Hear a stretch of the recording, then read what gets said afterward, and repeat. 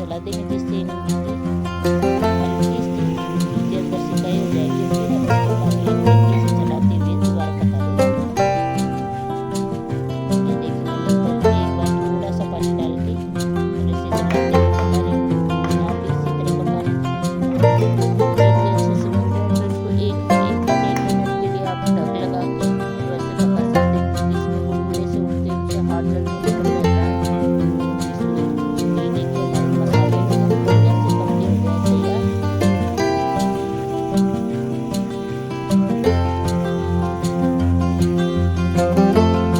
अब इसमें हमें जितनी ग्रेवी चाहिए उसके अकॉर्डिंग पानी डाल के और तैयार कर लें।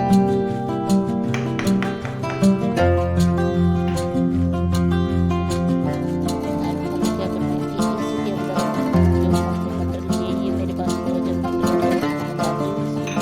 एक कटोरी फुल कर डाल रही हूँ और आपको जितनी मटर चाहिए उतनी डाल दीजिए। आलू मैंने आपको पहले ही रख दिए थे, तो इनको भी हम इसी तरीके से मसल के इसमें डाल देना है। आप चाहे तो काट के पीस करके भी डाल सकते हैं, या तीखी जो सब्जी होती है उसमें देखा होगा आपने, तो आलू की मतलब कोई भी तो बहुत ज़्यादा बड़ा होता है या फिर एकदम ग्रेवी टाइप की सब्जी